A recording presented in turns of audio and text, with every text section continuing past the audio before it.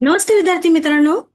Hall ticket हे out झालेले आहेत आणि हॉल तिकीट आलेली आहे. तर नेमकं हॉल तिकीट कसं डाउनलोड करायचं ते आपण इथे पाहणार आहोत. नमस्कार, मी श्वेता चंदन. तर तुम्हा सर्वांचे सीईटी बाय ग्लोबल ऑनलाईन या युट्यूब चॅनलवर स्वागत करते. महाराष्ट्र MCCET 2026 याची जी परीक्षा आहे 30 मार्च रोजी, त्याचे हॉल तिकीट आलेले आहेत.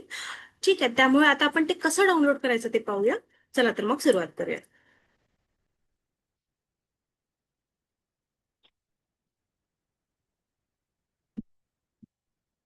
ओके.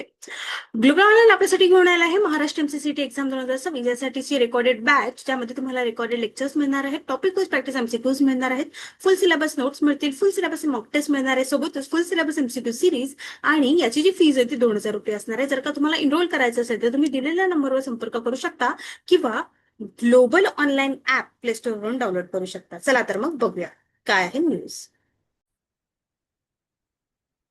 अशा पद्धतीने तुम्हाला सीईटी सेल टाकायचा आहे. ठीक आहे, ही जी पहिली आहे त्यावर क्लिक करायचं आहे. त्यानंतर सीईटी सेलचा पेज ओपन होईल आहे अशा पद्धतीचा. ठीक आहे, तर अशा पद्धतीचं याच्यामध्ये जर का तुम्ही खाली गेले तर तिथे येते नोटीस आहे. पण त्याआधी आपल्याला हॉल तिकीट डाउनलोड करायचं आहे, तर ते सीईटी एक्झामिनेशन पोर्टल यावर आपल्याला क्लिक करावे लागेल. ठीक आहे, याआधी जेव्हा आपण प्रोफाईल बनवली होती त्याचा पासवर्ड आणि तुम्हाला ईमेल आयडी माहिती असणं आवश्यक आहे, जी इथे आपण ऑलरेडी लॉग इन करून ठेवतो. त्यानंतर आपण साइन इन करायचं पासवर्ड आणि ईमेल आयडी टाकून. ठीक आहे, ही आपली प्रोफाईल झालेली आहे. यामध्ये बघा, profile, CET registration, hall ticket, score card सगळं तुम्हाला इथेच मिळणार आहे. तर या हॉल तिकीट और ऍडमिट कार्डवर क्लिक करायचं. ठीक आहे, आणि इथे जे आहे, इथे पीजी मध्ये इथे तुम्हाला MCA चे जे आहे एक हे दिसेल, MCA सीईटी हॉल तिकीट, आणि त्यावर क्लिक करून तुम्ही हॉल तिकीट मिळवू शकता. अशा पद्धतीची ही प्रोसेस असणार आहे.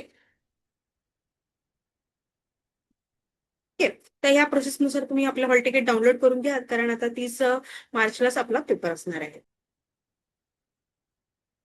ठीक आहे, तर अशा पद्धतीने तुम्ही हॉल तिकीट डाउनलोड करू शकता. आणि त्याचा वेळ वगैरे जे आहे, आपलं सिटी वगैरे सगळं तिथे असणार आहे. ती हॉल तिकीट घेऊनच एक्झामला जायचा.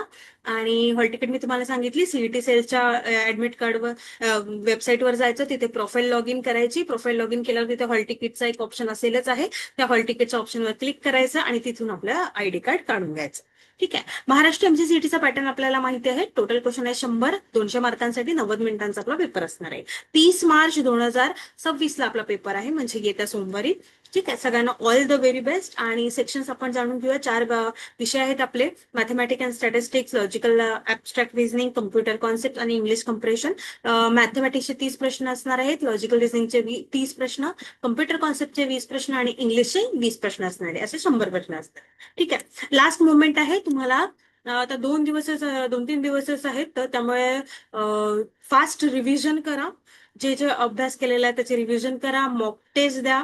ठीक आहे, आता मॅथमॅटिक्स मी तुम्हाला सांगते, हे जे टॉपिक्स आहेत ते बघू नका. Percentage, ratio, proportion, arithmetic, profit loss, time and work, mensuration, trigonometry, permutation, probability, basic algebra, mean medium mode आणि स्टँडर्ड डेव्हिएशन. हे महत्वाचे टॉपिक आहे, की हे मार्क्स गेनिंग टॉपिक आहे. ठीक आहे, त्यामुळे हे जे आहे टॉपिक्स विसरू नका.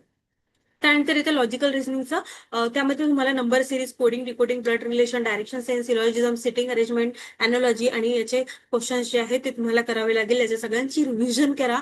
व्यवस्थित वेळ द्या लॉजिकल रिझनिंगला 2 तास, आणि छान व्यवस्थित बसा. 3 तास मॅथमॅटिक्सचा द्या. त्यात मॉक टेस्ट सॉल्व्ह करा. सेक्शन वाईज फुल लेंथ सगळं सॉल्व्ह करा. ठीक आहे, रिव्हिजन काही तुम्हाला वाटत असेल की हे राहिलंय ते करा. पण नवीन काही सुरू करू नका, जुन्यावरच राहा. कम्प्युटर कॉन्सेप्टला तुम्ही व्हेरी स्कोरिंग टॉपिक जे आहे ते computer basic, input output, MS office, operating system, memory base, basic network, internet, binary, हे सगळं करा. त्याला सुद्धा एक रिव्हिजनला वेळ द्या आणि पॅनिक होऊ नका. सोबत इंग्लिशला 1 तास द्या. Synonym, antonym, error detection, fill in the blanks, reading comprehension, basic grammar जे आहे ते सगळं करा. सोबतच मॉक टेस्ट द्या, फुल लेंथ मॉक टेस्ट द्या, त्याचे आन्सर्स पहा आणि थोडंसं अनालिसिस करा.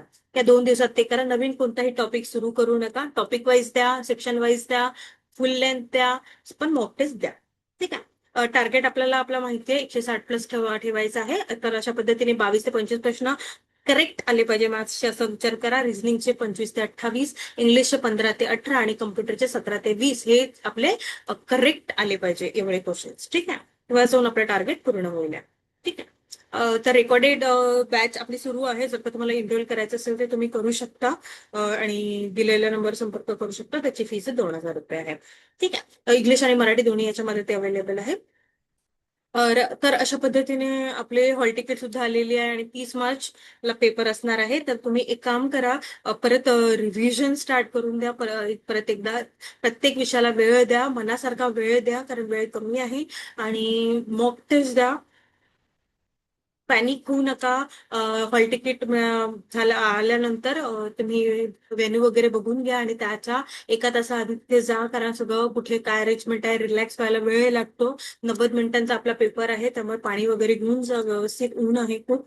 ठीक आहे. तर आपली सोय पाणी करून जा व्यवस्थित आणि चांगला पेपर द्या. All the very best. Hall ticket बद्दल काही हे असेल, काही नाही ओपन होत आहे किंवा काही झालं असेल तर तुम्ही संपर्क करू शकता.